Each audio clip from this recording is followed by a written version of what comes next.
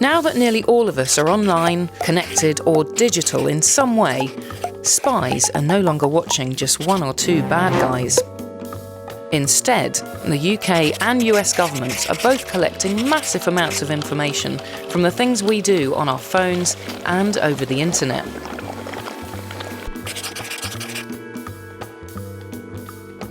There are two main ways they get hold of this information. One way is working with the companies that run these systems and tap the cables that are vital for moving all this information around. They can then sift through the huge amount of data they gather and all the messages that are there and store them in massive computer databases. Their other technique involves using their relationships with technology companies to get hold of things like emails, messages or other information straight from their US servers.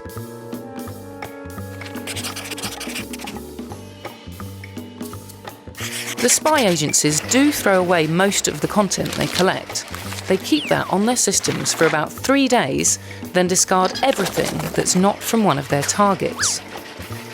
Metadata, though, who sent a message, who it was to, when it was sent, and more, is a different matter. The agencies keep almost all the metadata they see for around a month in the UK and up to a year in the US. That lets them build up profiles of millions of people, who talks to who knows who, and where people are if need be. These revelations pose many questions.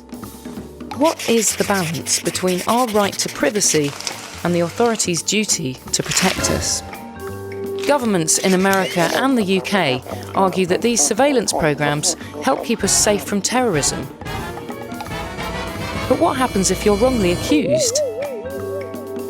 And should we just accept that the internet is now a different place, run by businesses and governments who can monitor it how they like? Now that you know you're being watched, how does that change your behaviour, how you talk to your friends, and how much you trust the world around you? These revelations have changed the internet for us forever. Does privacy have a future online at all?